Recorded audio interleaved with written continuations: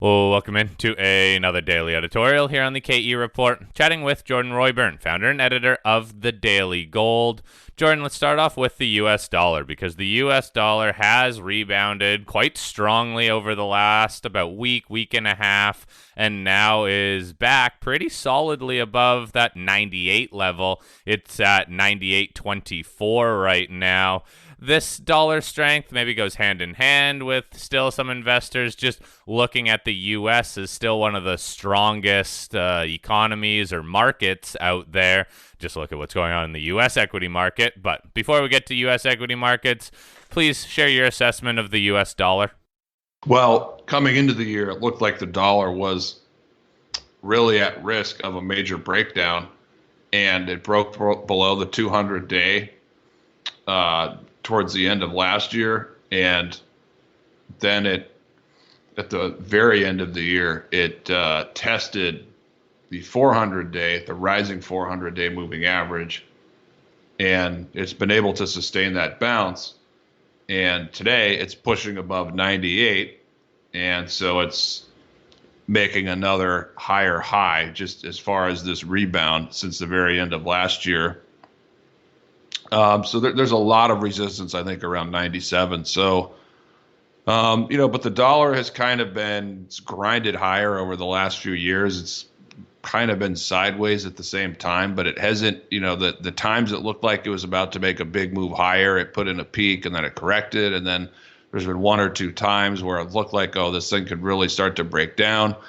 And then almost immediately after that, it put in a low and it rallied. So, with all that said, where we are now, the trend looks like it's up as the dollar has recaptured long-term moving averages. So all those things support the dollar. I don't know, where the potential upside is exactly. Perhaps it could rally. Well, it looks like it's probably going to rally back to the double top that we made last fall around 99, and then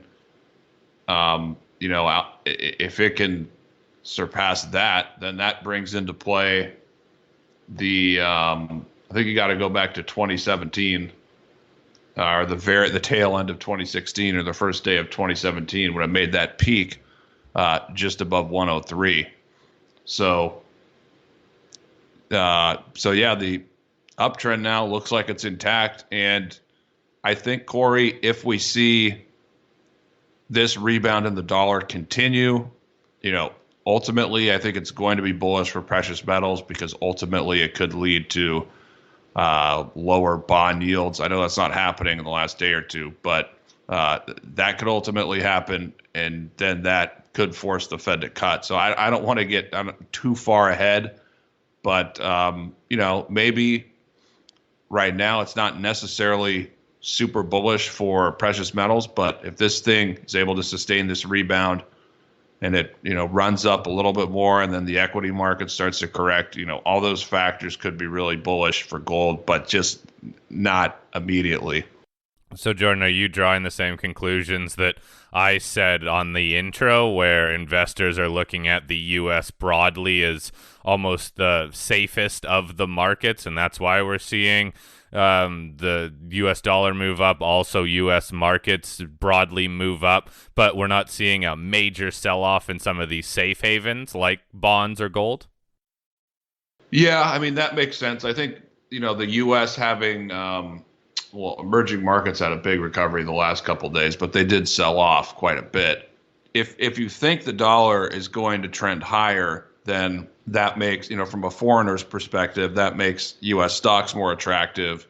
And at the same time, there's bond yields in the U.S. are higher, and the U.S. is considered safer. So, that's attractive if you want to put your money in government bonds. And those things all at the same time, they also support the dollar. So I would say, that could be having a positive impact on the dollar, among other things.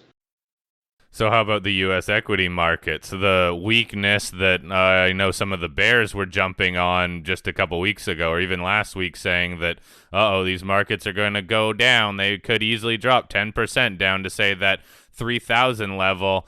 Well, it dropped about 2 or 3% and has rebounded very quickly. What are your thoughts on that very short correction that U.S. markets had? My thoughts are that we have to be really careful here because sentiment is really overheated, and that is definitely not enough of a correction to bring sentiment down to more neutral or slightly positive levels because they're at extreme positive levels right now. And this is really interesting, Corey, because if the market just continues to run higher from here and make higher highs, we could be looking at a blow off top scenario later this year. So I'm not predicting that. I'm just saying if we don't get that correction right now to reset sentiment, then you have a potential blow off that could be in the very early innings, something that could last towards the end of the year. So that's something to keep in mind if we don't get a correction soon. Okay, it seems to be what a lot of people are waiting for, some sort of a correction. Now, let's say we don't get a correction in the next few months and sentiment remains strong. Are we looking at some sort of a quick, fast correction that again needs to be bought, or could we be seeing the potential of a longer term top? I think the latter. That's why we have to be really careful. I mean, there still could be, because we did. The correction that we had 2017 into 2018. We made a significant bottom at the very end of 2018, and then even in 2019, in the second half, we were kind of consolidating with an upward bias. So you do kind of have this base going back to the peak at the very beginning of 2018. And even though it wasn't like a perfect base and has a slightly upward bias, it's still a base. And, it was only towards the end of 2019 where we really started to break out of this base. So, there could be, I'd have to look at, longer term potential measured upside targets and, Fibonacci levels. But there could be a lot. I don't want to say there's a huge amount of upside here, but there could be more material upside here if the market does go into kind of blow off mode. I don't want to throw out numbers, but we're trading around just below or just above 3,300 today. As far as a blow off move, I don't know. Maybe it could get to 4,000 or thereabouts. I do think there's some measured upside targets at 3,500 or 3,600, but in a blow off scenario, it would probably go well above that. So it's something to keep in mind, but also to be careful of on the bearish side, because that's what's so tough about shorting. Just think about all the people who shorted market tops, but they got in too early and they shorted too early. You can really get killed if the market is in blow off mode. It doesn't even have to be like 99.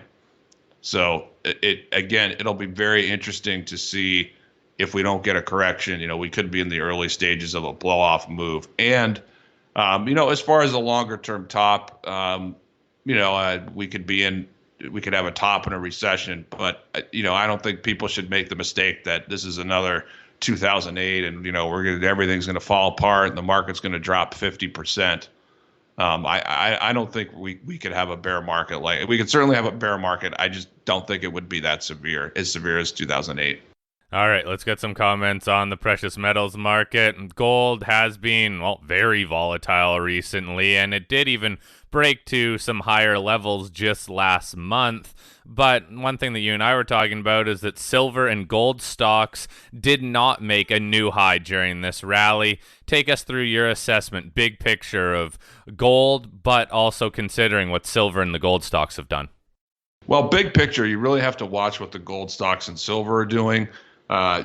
Since the I think it was January 13th or 14th, since that low,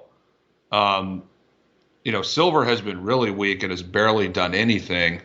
You had a little bit of a rally in GDX and GDXJ, but they didn't even come that close to their highs at the very beginning of January. But meanwhile, gold actually made new highs and it kept rising. So,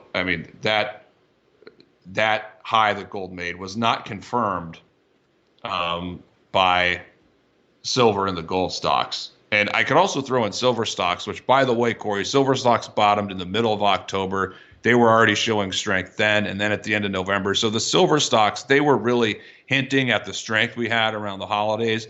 But again, since the very beginning of this year, silver stocks, SIL, for example, has been really, really weak and has already corrected quite a bit. So that, looking at all these factors, that tells me that there's more correction to go in precious metals, whether it's again price and time, or it's partly in price or more so in time.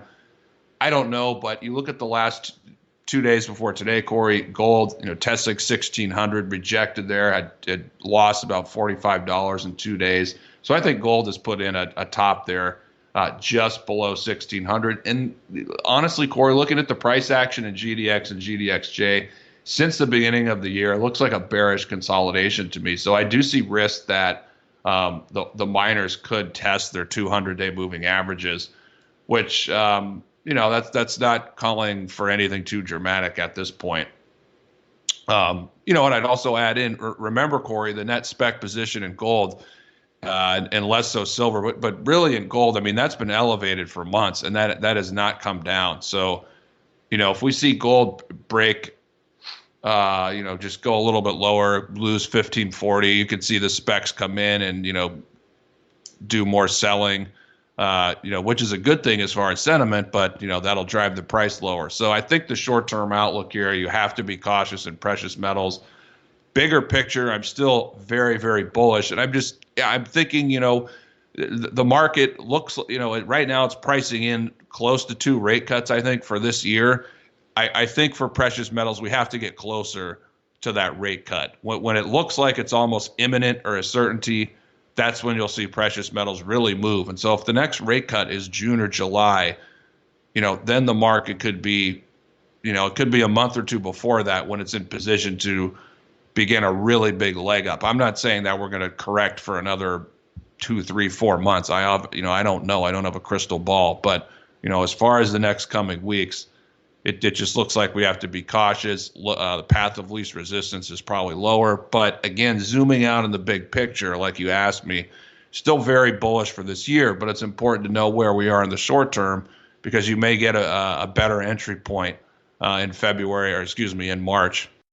Fair enough. So maybe waiting for a bit more of a sell-off. Just a quick note, that 200-day moving average on GDX right around 26.27. So a little move down from where GDX is currently trading. One other thing to consider, following up on your comments regarding rate cuts, is we are 5 weeks away from another Fed meeting, and some of the recent data that we've gotten, whether it's the ISM numbers or even the ADP job data today, it has been relatively stronger. Now, there are excuses for why it has been generally stronger, but I think one of the keys to consider, something that Mark Chandler pointed out last week on the weekend show, is that these data points are going to be trumped again by another round of data points before the Fed meets. So right now it seems like we're very much just in a holding pattern, which, hey, could be a reason for why a lot of these markets have been trading in ranges. At least gold has been in a relatively higher range, but